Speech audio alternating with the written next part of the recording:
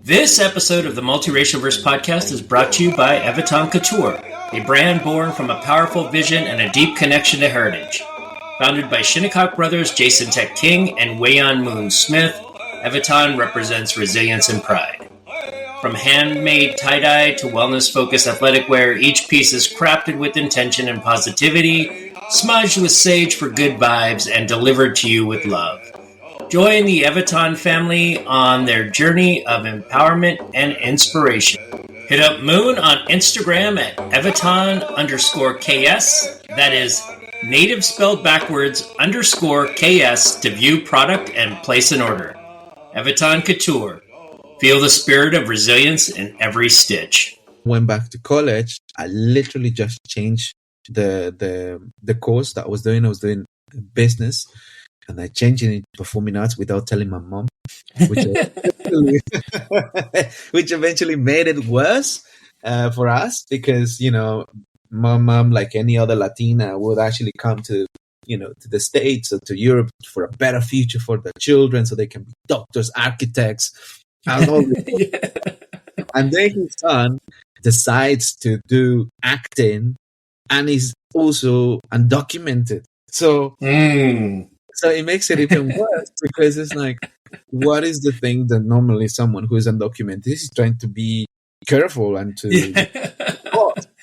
And as an actor, you had to put yourself out there and put your face out there to be able to showcase yourself. So my mom was extremely angry. Welcome to the Multiracialver. Hello. Phoebe. Hey. I'm Gwen. Today we are super excited because we're filling in for our dad, Antonio Fernandez. He lost his voice, but don't worry, we've got this. We're like a dynamic duo stepping up to the plate. That's right, Gwen. And guess what? Today's guest is totally awesome. That's right. So cool. His name is Victor Rios. Victor Rios. Victor Rios. He's a British-Bolivian actor. How cool is that? Totally cool. He's been writing those cool shows and movies. And he also is a writer and director. And he did an amazing play called Don't Close the Door at the Barnes Court Theater. And now he's working on this one-man show called How British Are You? Sounds fun! Yeah, and he's all about diversity and filmmaking. The head of Filmlocos, a production company, and he's all about making sure everyone's voices are heard in the film industry. That's important. We can't wait to hear all about it from Victor himself. So, hey Phoebe, Papa's name was Victor too. So cool. So get ready to be inspired and entertained because Victor Rios is about to take us on a journey through the world of filmmaking and diversity. Stay tuned for episode 11 of the Multiracialverse. Hello, Victor. Welcome to the Multiracialverse. How are you doing today? Hi, Antonio. How are you doing? Very happy to be here. Very early. Yeah, it's late here. You're across the pond, as they say. I really appreciate you being flexible and finding time. I found your one of your accounts on Instagram and was just fascinated by the work that you're doing, the culture you're creating in England, being a Bolivian heritage and moving there. So yeah, I can't wait to talk to you about your journey there and all the great work you're doing now. So with that, let's kind of just like set the stage. Tell us about your journey, where you were born and how you ended up moving from Bolivia to England. Sure. So I was born in Bolivia, in the city of La Paz, and I was basically living in Bolivia until I was around 15, transitioned to 16 years old. By the time already my mom had moved to the UK, to London. And I think like any other Latin American parent is basically to look for a better future, to be able to, provide a better economic status to their children, to be able to support them, and also because my sister already came here to the UK as well. She came as a student and decided to stay. She got married and all of that. So my mom came to help. But then eventually I found myself alone with my older brother in Bolivia, and she decided to bring me to the UK. And yeah, it's been a lovely and interesting and challenging journey for me as a young person coming to London. Yeah. How did your sister end up in school in the UK versus somewhere else closer to home? Funny, I think it's kind of like a chain, because she decided to come to study because her friend already came here as well. So and her mother came, which I know as well. They just came because, especially the mom, just decided to come to the UK. I don't know for what reason. She just instead of the stay, she decided to come to London. So that's what she did. And then eventually her daughter came, and they're very good friends, very close friends. So then eventually my sister was kind of like encouraged to come to London to study. And then eventually she decided to stay. I mean, she got pregnant, and she basically saw an opportunity for herself. And that's the whole reason how everything happened. It became like a chain of situations. Yeah. So you said you were staying behind with your brother. Was your father there too? No, my father was in the, my parents separated. Okay. And my dad actually, funny enough, already moved to Spain as well. Oh, wow. Okay. Yeah. So you had some autonomy, though. It sounds like whether or not, it was granted, or that's just the way it worked out when your mom moved to England. You and your brother were there living. At what point was there a decision of like, I'm going to stay here, I'm going to move to England with the family, or I'm going to move somewhere else? No, to be honest, my plan was to join the army in Bolivia. Oh, wow. That was the plan. Wow. I because at the time there was like a compulsory element. We were doing like a service as well, kind of part time, that also was introduced to schools. So in the last year of school, you would do kind of like a part time service, and somehow I fell in love with that sort of training, the connection with the other colleagues, the adventure, and then I saw a career path where I could eventually, enlist myself and then study civil engineer after a few years. So I kind of saw the path of my career happening in Bolivia. Wow. But of course, I was still quite young. And then my mom just said, it would be great that you come and visit us for at least a year before you enlisted yourself. And that's pretty much what happened. So I didn't even thought about coming. I didn't even wanted to come to the UK, to be honest. Yeah. And when you did you come as a 15, 16-year-old to visit, or did you come and did you get into school while you were here? And with the relationship, I guess, that your sister, you say she had a child, was it with someone who was a citizen in England, and then that granted your family the opportunity to come and go? Or no, actually, and her partner was Ecuadorian, and okay, yeah, and then eventually I just came as a tourist. Wow, okay. That was the whole plan. It was to stay only 1 year. As far as I was concerned, yeah, that was the plan, and I was happy because I was already kind of like had like a plan in Bolivia to join the army, and I had I had my friends, I would say, no family, but mainly friends. And then eventually, when I transitioned to come to the UK, none of that happened because my mother decided for me not to go back. And literally, it was kind of like a way of saying, "No, you're not going back." Yeah, and she didn't allow me somehow to go back. And it's funny enough because at the time there was a transition from the presidency. Evo Morales came into into power, and there was a massive change. Evo Morales is from an indigenous background.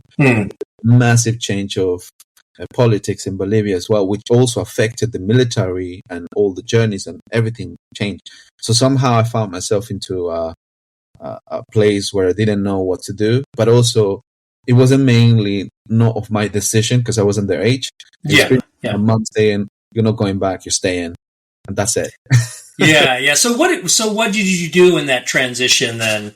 I mean, as did you go to school? Was that something that, or were you already, at that age where you're like, you know what, I've done my school, I'm going to just go work?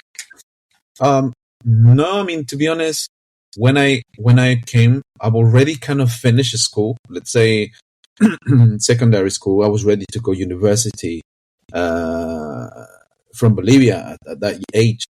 But when I came to the UK, because I never thought I was actually going to stay, not by choice. So I was basically just learning the language and wasn't studying in a school. I was just basically doing little courses here and there because I never thought that, I would basically stay. So eventually, when my mom really mentioned that I wasn't going back to Bolivia, then is when it really hit me. And then everything changed because I think I realized that if that was going to be the case, I need to do something in the UK to be able to adapt myself to the culture and to everything. So then is when I actually, on my own, let's say, power, I started looking for alternatives to study. So I never actually came straight to study. Yeah. And pretty much in the beginning, I learned English, as we say, in the streets with other people, and then starting learning even slang and things that people speak. And it was a very interesting and challenging as a young person transition. Yeah. Tell us a little bit about maybe some of the challenges you faced. What did the community look like that your family had embedded into? And then ultimately, how did you start building community, and what maybe challenges did you face as you were building that community? I think in the beginning it was quite depressing, to be honest, because I think when you don't know anyone and you don't know the language and you find yourself in a situation where you can't even express yourself, and you're at that age when you're quite alive, you're still experiencing, you're still kind of like embedded into the whole idea of having, your friends and going out. I think it was quite shocking. But after a couple of months, eventually, my mom used to attend to a Hispanic church, which actually, in a way, I wouldn't say necessarily made it easier. I mean, it made it easy in the way I could actually speak with people, but only on the weekends. Yeah. Pretty much everyone was, working. And then eventually getting to know people, it wasn't as easy just to make friends and then hanging out. So initially it was just weekends. And this is something that I started sort of realizing, that there was a community, but it was very invisible and in certain areas only. That used to happen in the area of Elephant and Castle, which eventually I discovered that is one of the hot spots for the Latino community. And I think then transitioning into being able to be accepted, because also I encounter myself with different cultures, like Colombians, Ecuadorians, Peruvians, and also the way of how they speak Spanish as well was quite different. The different sort of slang words or different words that we use to describe things was different. So sometimes I would actually start reflecting, what is that they say and what does that they mean? So, and also quite a lot of the young people who I met, who were my age, were speaking English already. So I wasn't fitting in because I couldn't. They would be able to fluently speak in English and they would hang around, but I wouldn't be able because I wouldn't be able to speak that fluently. Yeah. So most of the inside jokes that they had, I wouldn't understand, and I would just laugh with them. If I did understand it just to fit in, And that was something that was quite challenging in the beginning, especially in that atmosphere that I was surrounded. Yeah, that sounds really, really difficult, and I can't imagine. It was such a big transition. What were you doing as you were learning the language? What else were you doing in that transition? Did you find work, or were you mostly, just staying at home or running around with your friends? Funny enough, I mean, I was already kind of working because my sister said, like, this is Europe, this is London, this is not Bolivia. So here you have to pay bills, here you have to do this and that. And it was quite not shocking, but I knew that, I would have to help in the house, even though I was still quite young. But I knew, especially because I was the only, the adult, let's say, man in the house, because I still have my little brother. But I think I felt like some sort of like, okay, I need to contribute to the house. So they put me to work, and the jobs here, especially for people who don't speak the language, is cleaning, is, things that doesn't necessarily require you to speak or use, to communicate. So I remember my first job was actually at 4 a.m. in the morning. I had to wake up 4 a.m., travel all the way to central London and, do some offices and cleaning, then eventually come back and then stay at home at the beginning on my own. Then is when I started realizing that if I didn't do something to learn the language quickly and to be able to adapt, I was going to be stuck, and I was getting frustrated. So I realized I couldn't depend on that community that was only on the weekends, because constantly I was just speaking Spanish. I was looking forward just to have that communication and connection with people. So I think my way of learning was very interesting, because I end up just going to corner shops to speak with the vendors. I would just grab a bottle of milk and I would try to make conversation with the guy in the shop. And there's a lot of corner shops, and also a lot of the shops in here are owned by, not predominantly, but there is a big majority of Indian community that they have corner shops. That's how we call it. Yeah. So I would actually go and make a conversation with this person, and every day try to sort of learn something. So I would go with my bottle of milk, and I would say, and I didn't even know how to say milk, so I was like, this, and he would say, yeah, what color? And I would be, and then it's like, oh, what color? It's like, oh, this, and then he would actually, be patient with me and show me what colors, and he would say green, blue, and red. I was like, oh, green, good. And I would come the next day to this person. I would say, I found out his name that I never managed to pronounce because it was an Indian name. It was very difficult. Yeah. So then he told me, like, call me Thomas. So I was like, okay, Thomas. So I would go to Thomas. I would say, how's your wife? Good? I was like, yeah, good wife. I was like, oh. And he would say, you wife? No wife. Girl, soon. I was like, yeah. And I would try to sort of every day learn that way, having conversations with people, reading newspapers, listening to radio stations, anything that I could do in my power, because I wasn't in the school yet.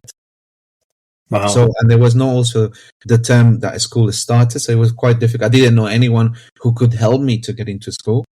Then eventually, a few months later, I managed to meet someone in that church that put me in contact with the school.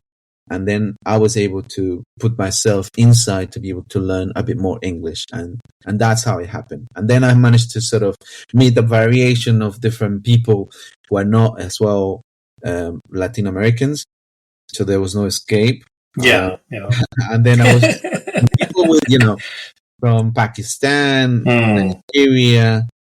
And funny enough, Antonio, in this school where I was learning English, eventually changed the school because it was a girls' school, and there was like a section for ESO, which is speaking for English for speaking of other languages, something like that. Learners, and then eventually with years, this school changed and now it's mixed. It's called St. Gabriel's College. And I didn't know in the same place where I was learning English, I would come back years later to be able to facilitate workshops with young people. Wow. Who are actually, that school is the largest, I would say. It's 23% of Latin American students there. Wow. So I go back into the same school to be able to teach theater, film, and improve their confidence in the language of English. So this is quite funny how things change in the future. It's beautiful. Thank you so much for sharing that. That's a great story. Really quick, before we get into what you studied there, once you started, you learned the language and you started going, I just want to understand what the political climate was like at the time that you got there, the time you were learning English. Were, here in the United States, with Mexico and Latin America being right on the southern border, there's always things politically going on. And I'm just wondering, with that distance in between Latin America and England, how was the Latino community viewed? To be honest, it wasn't viewed. I think we were still invisible. I mean, we still are, I think, but not as much as we used to when I came. And even before, I think it was even worse. I think every time that just time passes, we get a bit more exposure. Mm-hmm. And now I would say is a massive difference between now to the time I came. But I know also 10 years before it was even worse. I think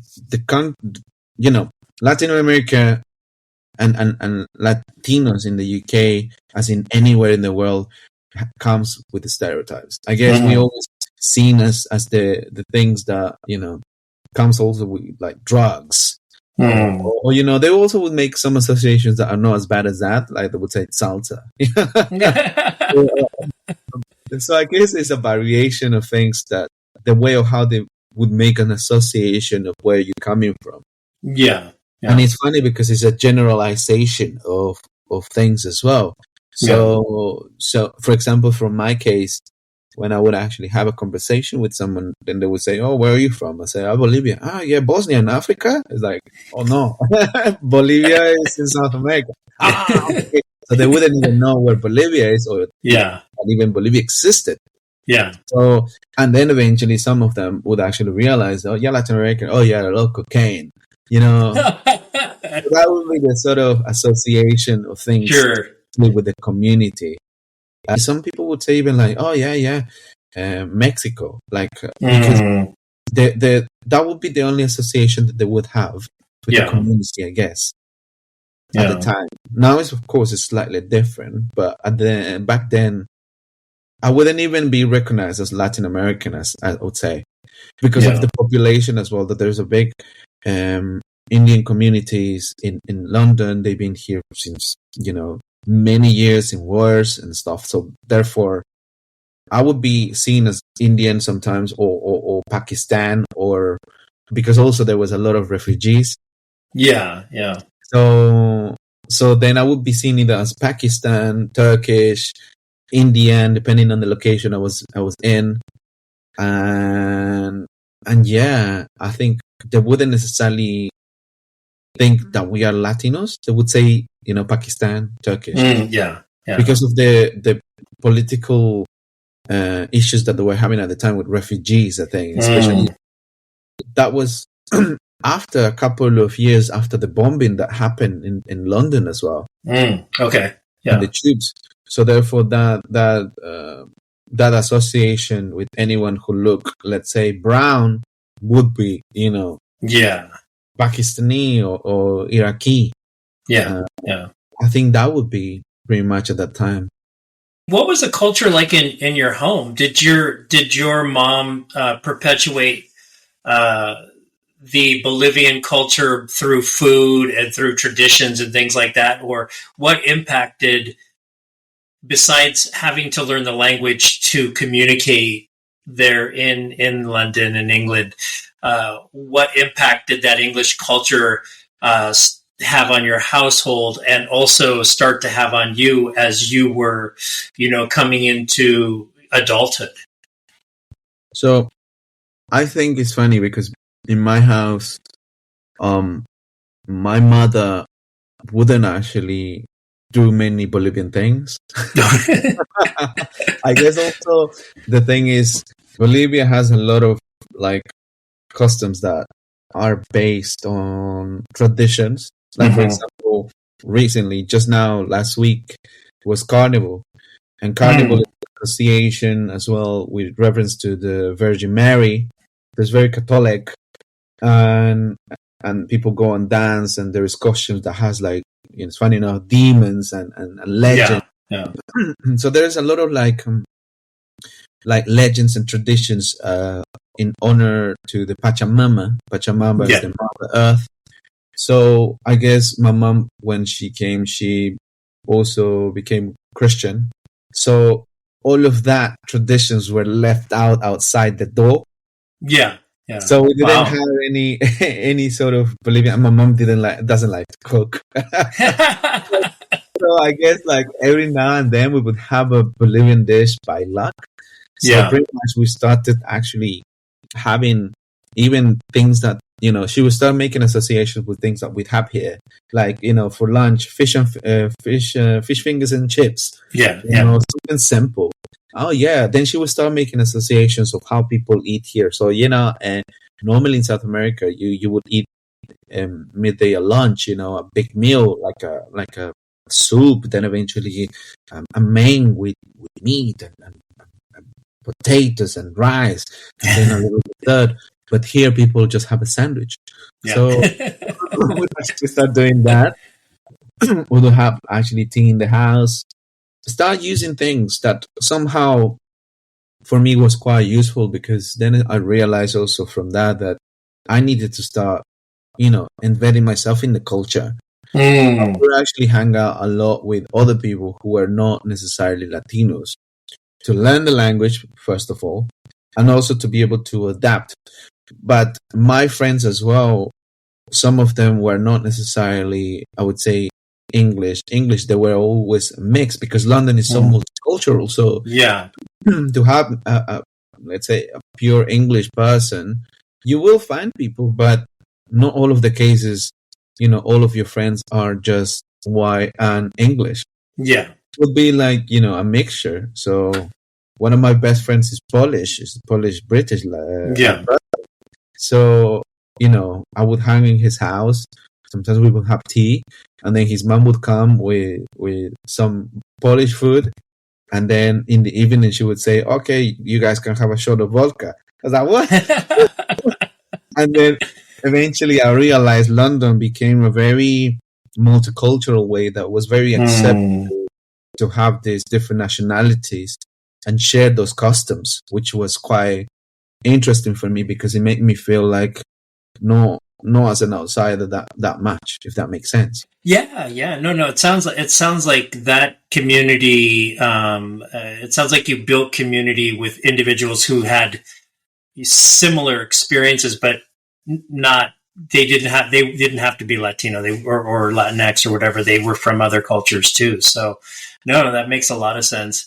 Did you feel like you had to hold on to your Bolivian identity, and just at all, or was there any conflict, or did you feel at any time that you were like losing that identity as a Bolivian? To be honest, at the beginning, I think it didn't. I think, my mom was just making changes, and for me it was quite natural just to be able to adapt. I think what she done in the house helped me to not miss Bolivia that much, I would say. And the only things that were holding me back, I would say, was my brother who was living there, and then my friends, because we didn't have a massive family. We were a very close family between my mom, my dad. They actually kept us just a small family. We never got to know a lot of cousins or aunties. So And even then, like when I just went back, I met some of them and it felt like I don't know them. It's like different people. So in that sense, there was not so much connection to Bolivia, which made it easier for my transition to be able to. And also I was on a mission, I was a young person and I was like, if I want to survive here, I need to adapt and I can't just rely on the Hispanic community on the weekends. So therefore, I had to sort of find ways of finding that transition. So therefore, I didn't feel that I was losing anything. I was feeling that I was gaining something. Yeah. Down the line, past years, like I would say recently, is something I've been feeling a nostalgic aspect, which eventually got me back into connecting with my roots in the past, I would say 3 to 4 years, which eventually has been highlighted in some of the work I've been doing. Yeah. But back then, when I was transitioning, there was no nostalgic aspects. I didn't even notice that I was losing, my roots. I seen it as I was gaining something, and I was connecting and I was adapting, so which made it natural. Did it change your relationship with your mother? Her, I guess you say, making you stay or asking you sternly to stay in the UK, or was it just kind of, adult child relationship, and you were mad for a little while and then you were over it? I mean, at the time it was very tough because I was young. And of course I was very angry, and at some point she even said, if you want to go back, then find ways to go back. So I was trying to find ways to go back. Okay. But every time I was thinking about it, it just didn't make sense because there was no one there when I was in Bolivia by my own, with my brother, which was older by just 4 years. So, and he was also having his own life. He was young. I realized how alone I was. And then I realized also the political aspect of Bolivia has changed. So the plans that I have has changed. I felt in that situation that I didn't know what to do if I had to go back. There was that nostalgic aspect of going back. And eventually also I saw it as an opportunity that my mom gave me. But I was still mad. because it was such a drastic change. I became, let's say, an adult in such a small period of time because she was making me pay bills, like some bills in the house. So I had responsibilities at such a young age. I had to wake up very early. I had to also help them with the children as well because I had my little, but back then my young brother was again like 5. And then I had my nephew, so I would help them. I would help my sister, my mom, to pick up the kids from the school. I would actually cook for them. So I felt like I was an adult and I had children at such a young age. And I wasn't able to, back then even my mom didn't even thought about me studying because she never thought the possibility of doing. And the reason why is because I was under a tourist visa, but then I ran out. So my mom realized the decision that she made, which actually, to be honest, it was the best decision she made for me. I do what I love now. But back then it didn't make sense because then I wasn't able to study due to be undocumented. So, and she couldn't even help me because she couldn't even speak the language. So she couldn't enroll me into schools or stuff. And I realized I had to do that on my own if I wanted to sort of survive in this city. So there was a big of like conflict. We had some big arguments, but the more and more I was actually focusing into what I wanted to do, I realized that actually it wasn't a bad decision, but it took me years until let's talk about that. You said you were on a mission and let's start to move towards what that mission that you're living now. it looked like back then, as you were transitioning from, okay, I'm here, I have to figure something out, you finally get into school. What did your search look like for who you would become? I think the mission started to be able to speak the language, definitely, because I didn't want to. I know also some other Hispanic and Latin American people that back then they still couldn't speak the language. I could see myself already if I stay in that circle, I wouldn't end up anywhere. Yeah, and I felt the necessity to be able to step away from that kind of circle of people to be able to grow as a person. So when I started doing that, it was great. But then eventually, I realized that I was learning the language, I was doing that, but then I didn't know what else to do. So I was trying to figure out what I was going to do with my life. Yeah. So back then, because there was not much that I could do in the way of, as a young person, I started doing plays in the church, theater plays. And I started writing them, I started acting in them. I started even acting in English when I didn't know how to speak it properly. So I started even learning how to do videos and project them in the church. So it was something to look forward to do. And then eventually I went into study business. And eventually, somehow I realized that acting was something that I was passionate about. Performing arts, it was something that I loved. And then I did like a little course in introduction to acting during the summer, I remember. And it was very tough because, again... And how old were you at this time, if I can ask? Yeah, I was about 19 okay. years. 19, and I was already done a couple of theaters in the church and stuff, but then I did this course, and of course all of the young people were younger than me. They were like between 16 14.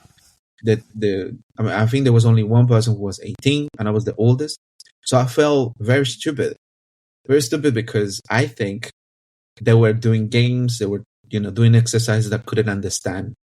Even though I could speak already the language a bit, but I couldn't understand it in that fluency because they were like people who were born here. Yeah. So therefore, it was a very difficult week. But then I met someone there who helped me to sort of, in a one-to-one, where we discovered that I was actually quite funny. And I started doing my first, I would say, performance as a one-man show. And it was about Mr. Pickles, who was the first Latino secret agent.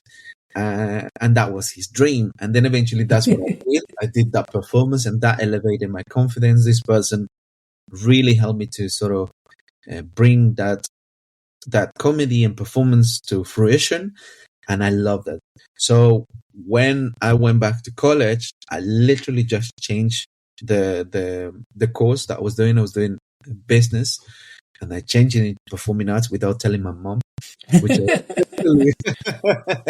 eventually made it worse for us because, my mom, like any other Latina, would actually come to the States or to Europe for a better future for their children so they can be doctors, architects, and all this. Yeah.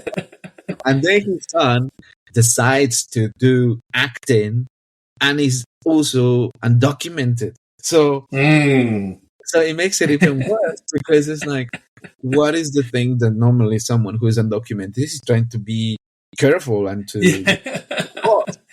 And as an actor, you had to put yourself out there and be put your face out there to be able to showcase yourself. So my mom was extremely angry at some points. And then eventually, for me as well, was tough because I didn't know what I was doing. But I thought like that was a passion that I needed to follow. And that's what I did. That's amazing.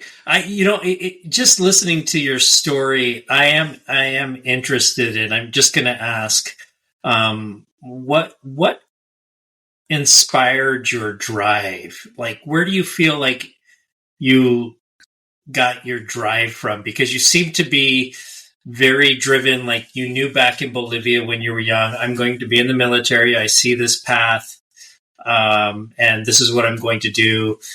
You come over here to the UK, probably more by survival. You learn the language, but then once you get a hold of the language, and you start to, I mean, you seem to be self-aware around like, oh, wait a second, I see what's going on here with others in similar positions, and I'm not going to be stuck in these same positions. And you start to find or look for those, instances or things that inspire you and drive you. Where did that come from? Was that something that you feel like you got from your parents, or I don't know, maybe sometimes it's innate, who knows, but it's very interesting. Yeah. It's funny enough. I recently have done, and I'm still actually working to be able to tour this show. I did a show called How British Are You? Which basically is a one-man show that entitles the journey I had when I used to live in Bolivia, and when I was a child, also used to live in the Andes. So when I was going out, I could see llamas. Then eventually we moved into the city. Then eventually I moved into London, and I end up in Brixton. And Brixton is like, let's say, Queens in New York. Yeah. So there was a lot of different people, Jamaicans, Nigerians, and then they speak the slang as well of England. Like, I started sort of all of that. Then eventually I talk about the nationality, which is the citizenship test, the audience. So all of this was quite interesting because it helped my journey to understand who I am, and also to understand my surroundings, into what I'm getting myself into. So there is a place in the play that I talk about my mom, and I think there's this picture that is part of the play that is basically, I say, is embedded in me, and this picture is basically my mom working on a kiosk where she used to sell milk. She used to sell sweets, and she would wake up at 4 or 5 a.m. in the morning to walk a long distance to go and get the milk from the milk distributor, and then get some salteñas, which are like empanadas, Bolivian empanadas, that you sell them in the morning. So she would walk a very long distance to bring those things to her kiosk to be able to sell them in the morning. And I remember there was this picture that also is shown in my performance, which is my mom in front of the kiosk. And you can see like the stand of like the empanadas, the salteñas, what it's called, and the kiosk, the white kiosk that has the milk and the treats and stuff like that. So I guess the determination and the passion that comes behind everything I do is because it reflects the effort that my mom has done for us. And that determination of doing things for the well-being of her children. And I think because I have that image, to be honest, every time I feel that I'm not doing well or something is going bad, I just take out that picture and I just watch it, and I realize, this woman with 3 children was working her ass off, and really had to pull her socks up and then work, because there was no choice. What is stopping me to be able to accomplish these things where I don't have to worry about, my children. I don't have to worry about not having that. On the contrary, she has worked all of that for me to have what I have. So now I have to work everything and put that determination she had to be able to achieve this. So I guess definitely comes from, I would say, my mom, to have that determination and passion as well. Because I think even though my mom was working very hard, she's a very funny person. I think my friend, and we talk a lot of stuff that sometimes is ridiculous, And I would say it's funny as like when we cross in the road, she, like a little child, she would grab my hand, even though now I'm an adult and I sometimes see her. She would grab my hand and start running, crossing the road, and just screaming like, ah! So then that would bring her child, inner child always out. So I realized my mom was always happy for doing everything that she's done for us. So therefore, that's how I see it.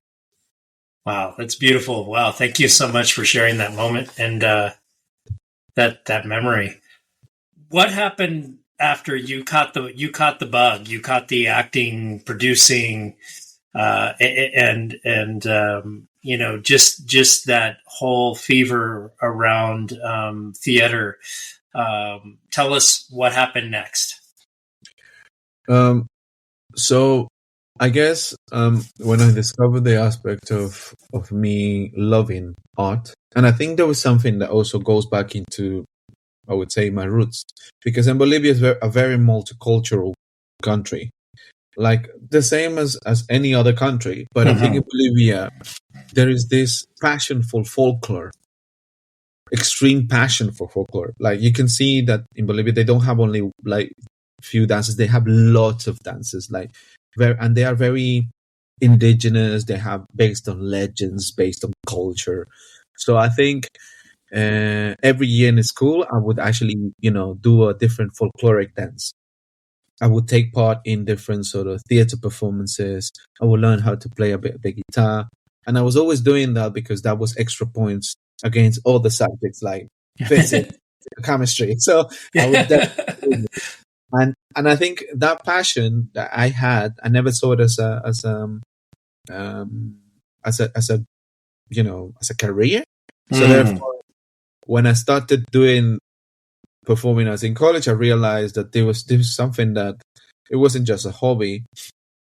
And then I managed to get into college by luck because I was already enlisting myself in the school that because I was still basically I didn't have the status to be here.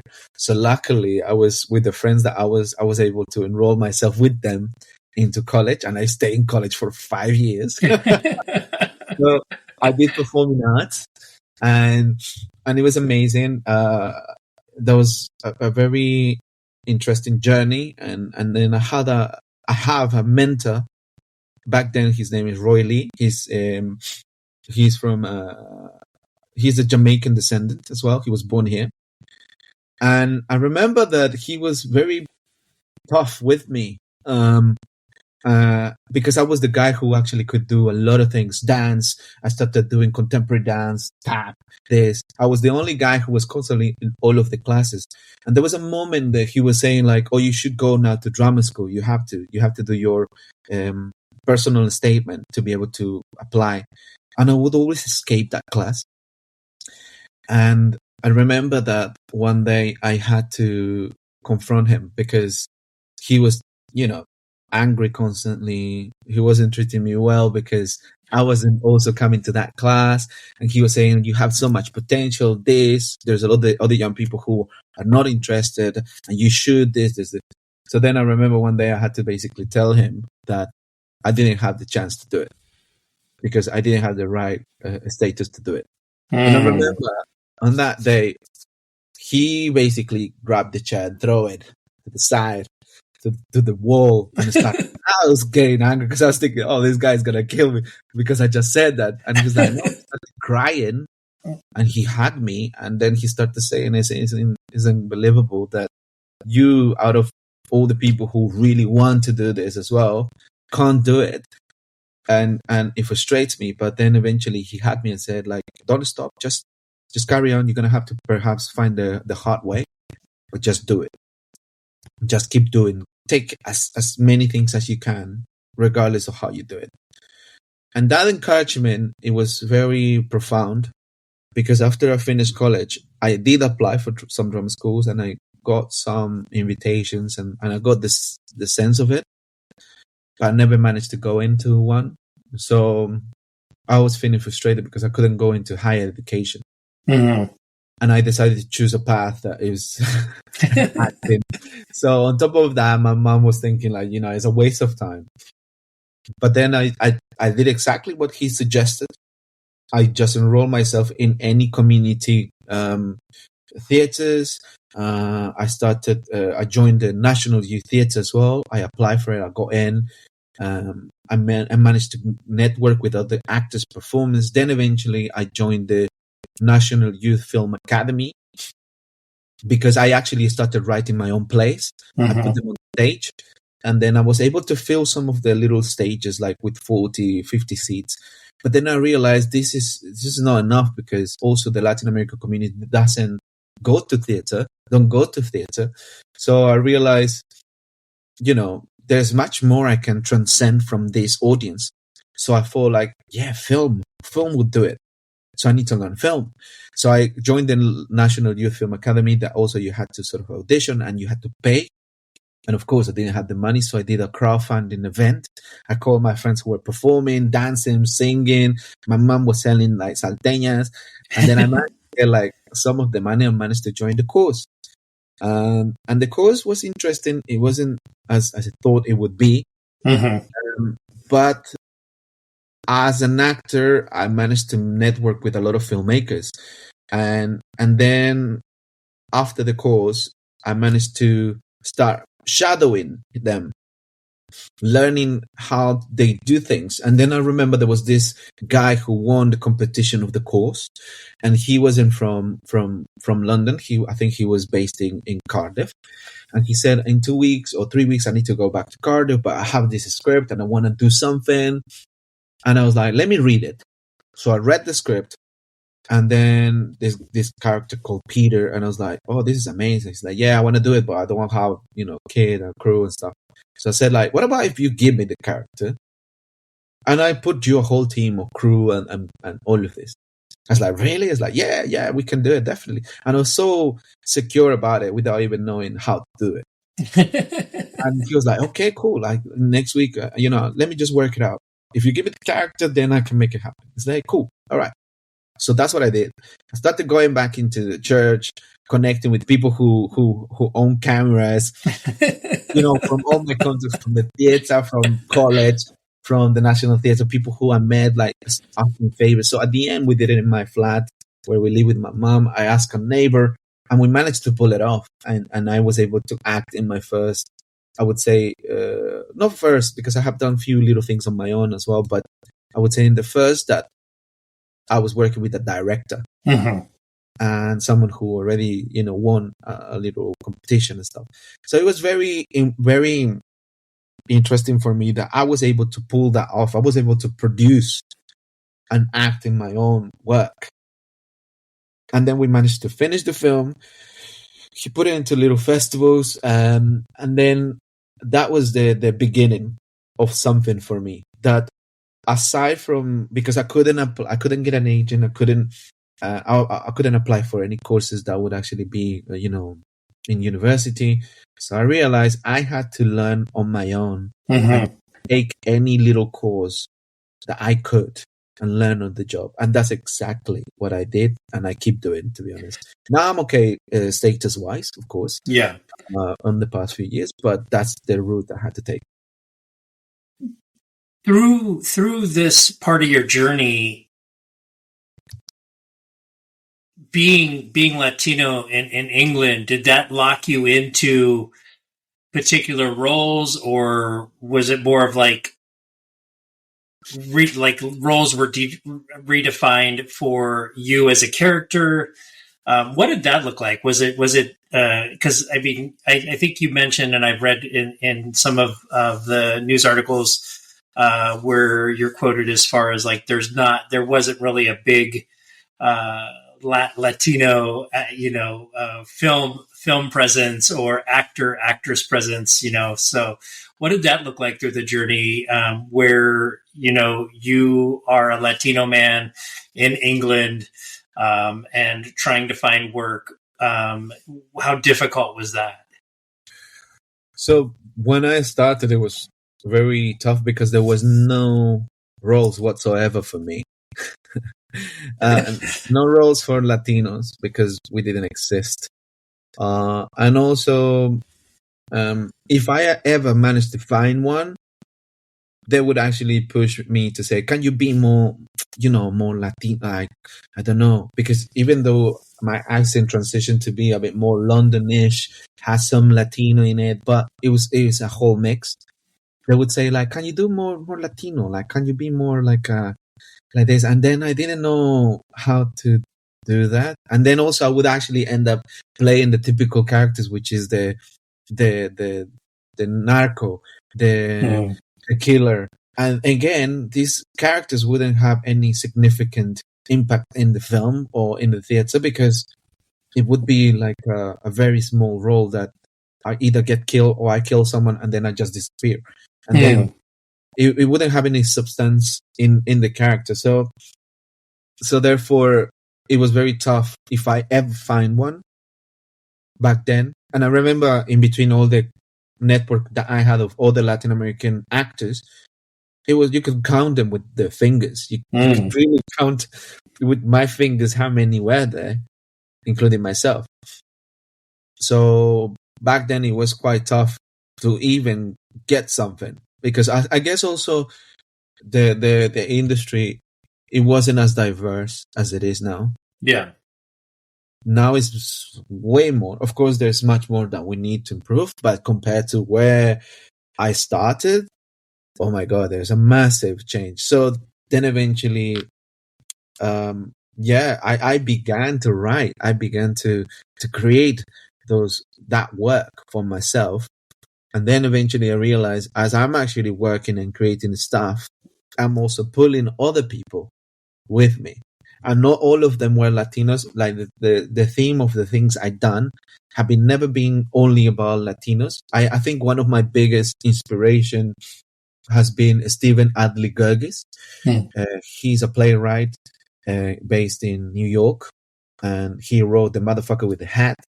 He wrote the Jesus Hopped the A Train. And I remember watching those plays, and my teacher from college, because I couldn't find a monologue for a Latino character, I remember he gave me a book, which I still have, but I had to buy a new copy. And this book had the 3 plays from Stephen Adly Gurgis. And I read Jesus Hopped the A Train, and I picked up one monologue from Angel, which is a Puerto Rican from New York, and I had to learn that monologue. And I guess the beauty out of his plays is that they are very multicultural. The characters are from different places: African American, Latinos, Irish. There's even some Brazilian. But they are very raw, and they're very, I don't know, I feel like, this is also how London is. So that's how the inspiration got into the things that I started to do, trying to bring that multicultural aspect. Because I also felt that, I wasn't Bolivian, a fully Bolivian, because I was having, for example, tea with milk, but I would still have my empanadas next to it, So there was like a whole mixture of things that I was having, so I realized that, just making things for Latinos wouldn't work, and just things about Latinos wouldn't work. But I think normalizing the way of how we seen, that seemed right for me. That seemed right. That's amazing. I love it. So this then evolves into you creating your own company. Tell us about that. So I created a couple of plays. Then eventually I started doing a couple of short films that I developed. But then eventually because of the industry, even though I was working, trying to, get myself out there as an actor, there was not many things. So, and because I learned filmmaking, I dived myself because I needed to make a living. So eventually I started doing videos for weddings, for quinceañeras, how they call it here, 15, parties. And then eventually I transitioned into a phase that I was doing a lot of work just with video, and kind of like left acting a bit on the side. I still was doing little projects.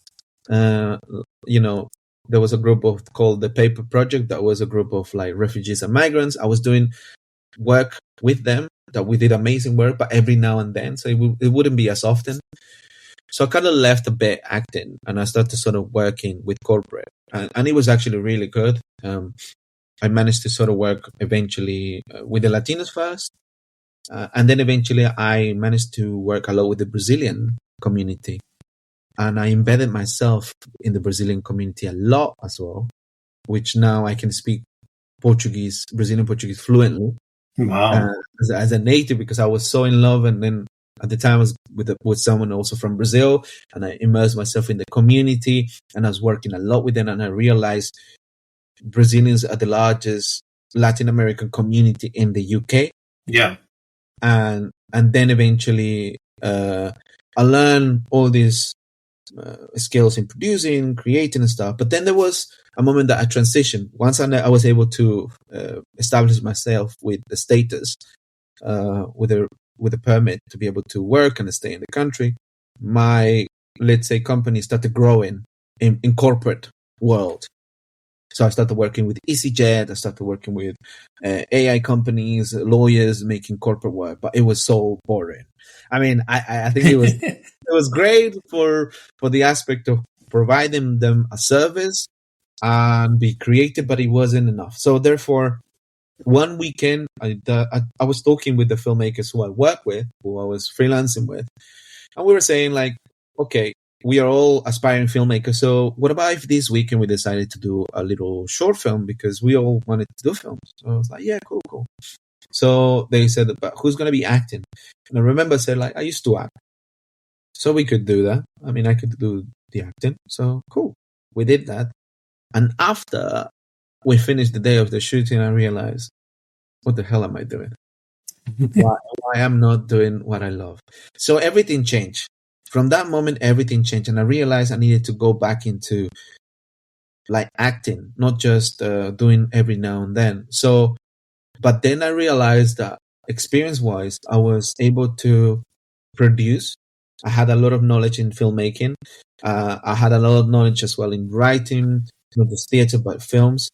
And then I encountered another friend, and then I challenged him because we wanted to work. We were in the tube, and there was a journey of like 10 minutes. And I was saying, dude, we need to work on something.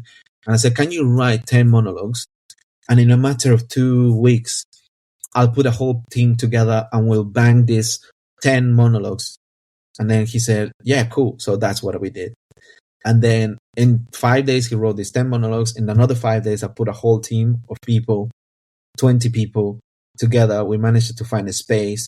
We brought all this kit and we recorded these 10 monologues. At the end of the day, everyone was so happy, so crazy. And it was so diverse as well. Yeah. But my younger brother was there. And then we were all like that. Everyone was like crazy.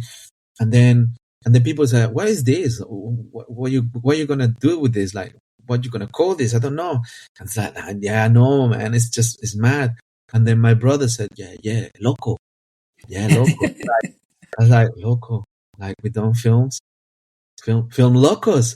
And then, Filmlocos. And everyone just went like, Filmlocos.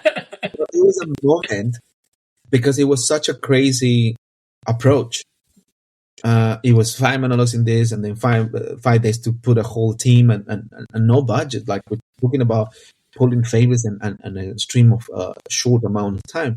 So I think that's how Filmlocos started, and it's been 6 years. We managed to become 6 years this January, and every time we've been challenging ourselves to do things.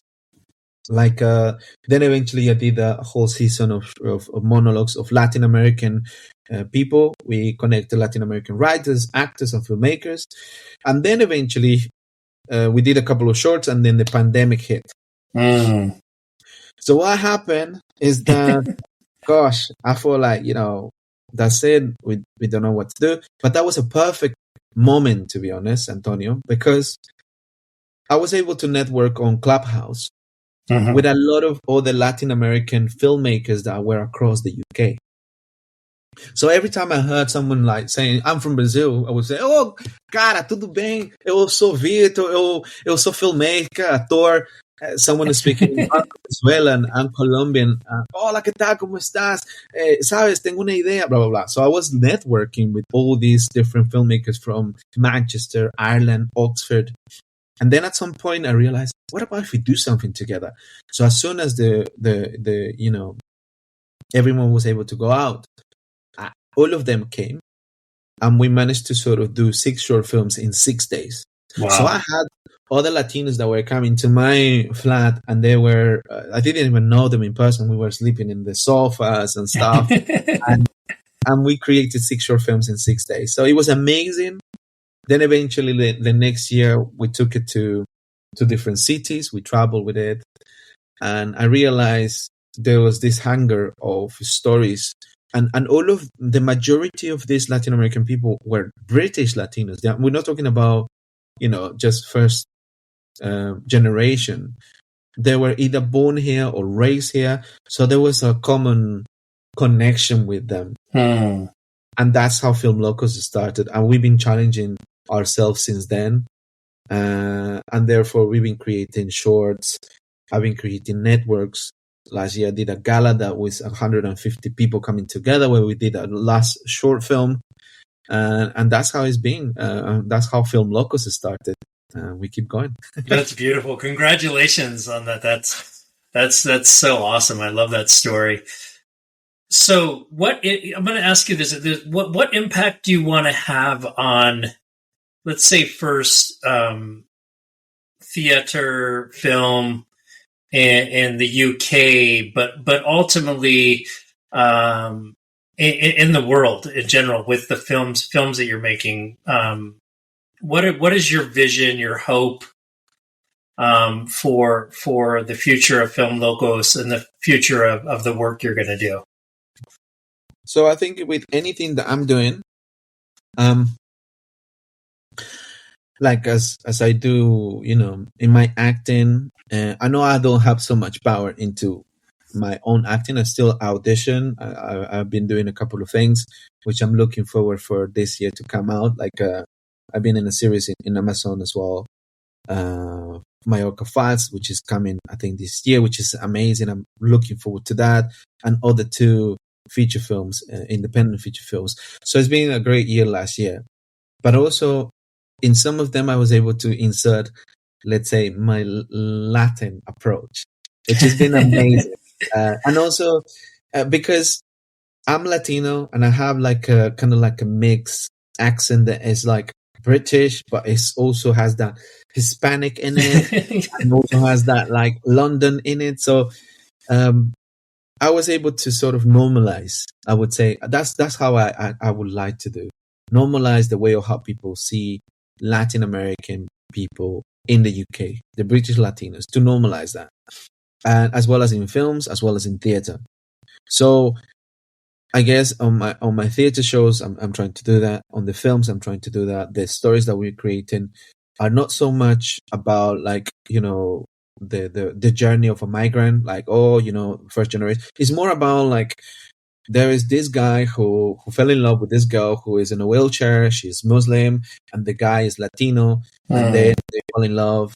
And then that's how it happens in the bus stop. So it doesn't have to do so much about their background, because I think by just looking at the person, the way how they behave, the words that they may say, you identify where the person is coming from. But it's more about the story.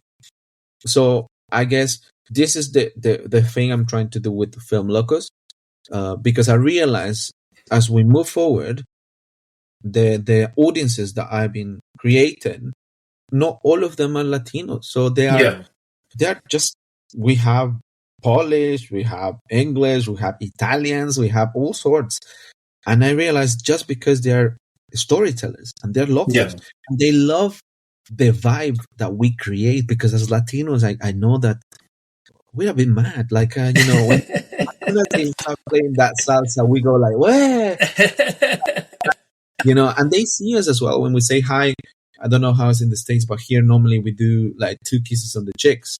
We do two kisses, and then they see us doing that. When I see someone that I haven't seen for a while, or a friend that is Latino, there's that physical touch. It's not like, yo, ¿qué tal? So there is that.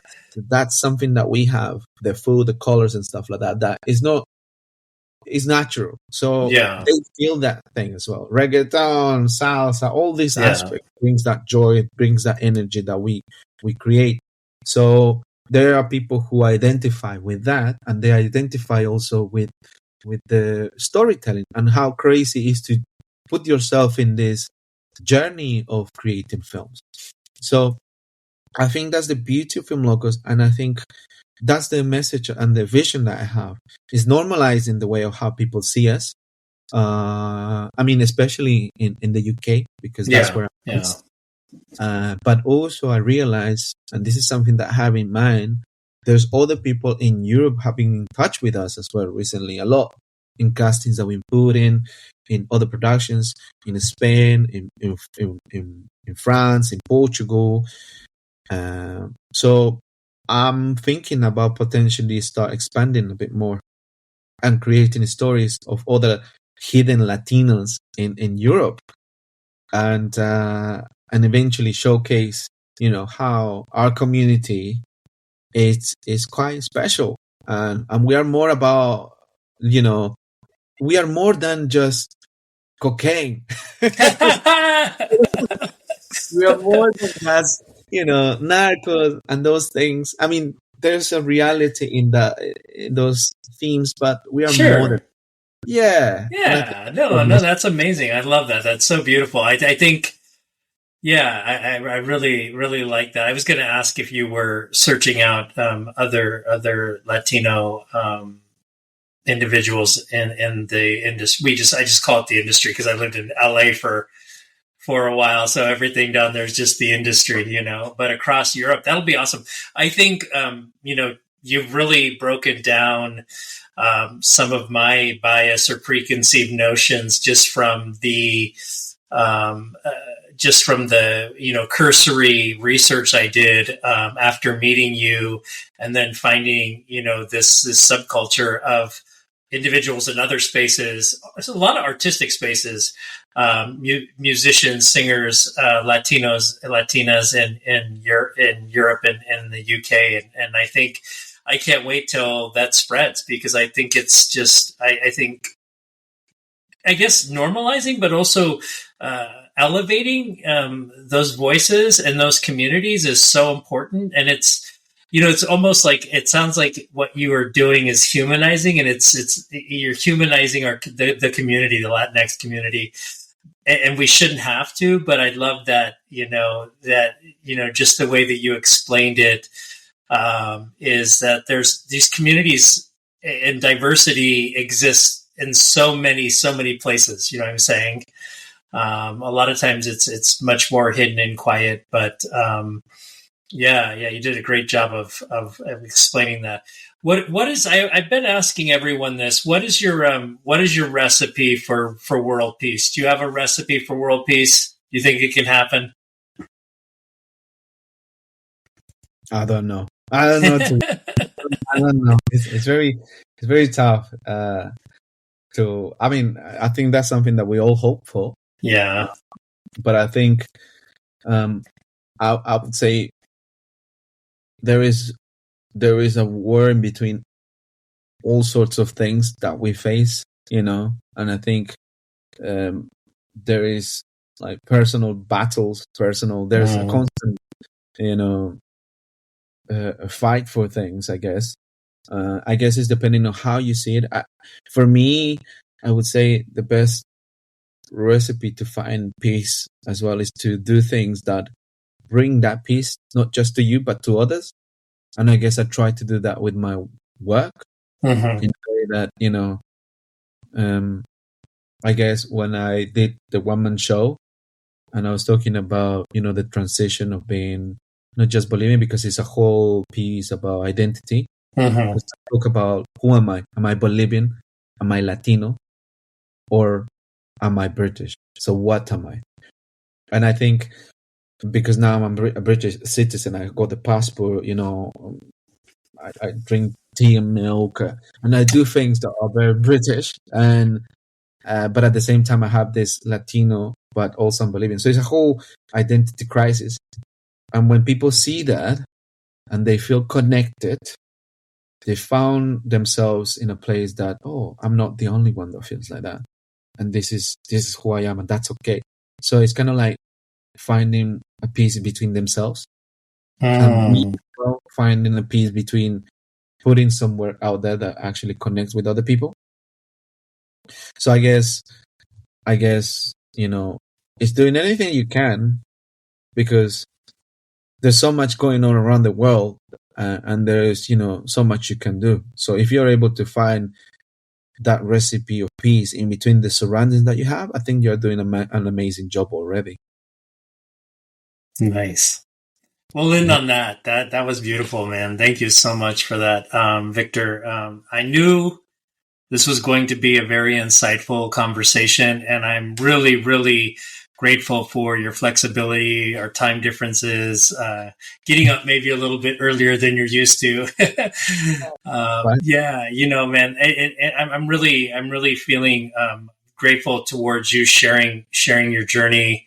And I'm really looking forward to what comes. I'm going to definitely look into finding more of your movies and things like that.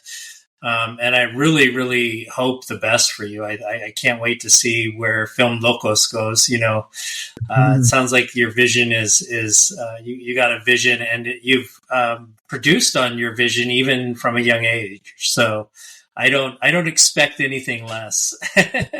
I will be holding you accountable in your DMs and Instagram. Hey, what's going on, man?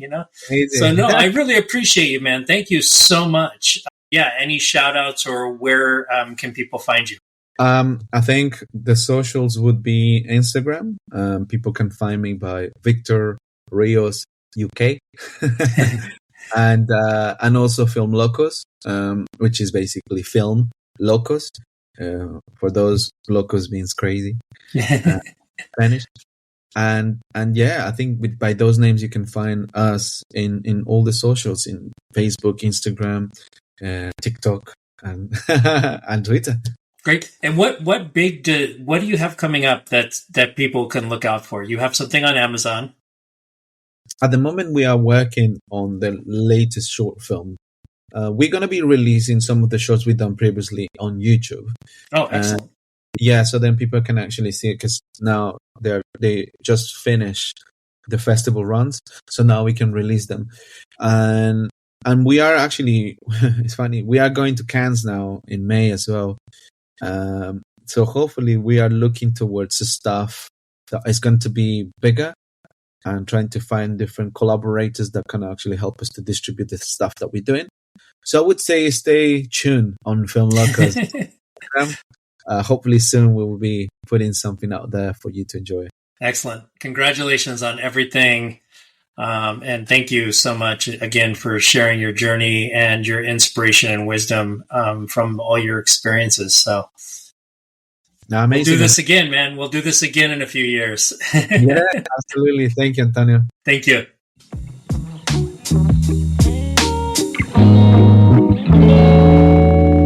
Thank you for joining us for the Multiracialverse podcast. My name is Antonio Fernandez. You can find this podcast on Apple Podcasts and Spotify. Huge shout out to my friend Johannes Skoda for mixing and creating the intro music, and DJ Kazam for the track.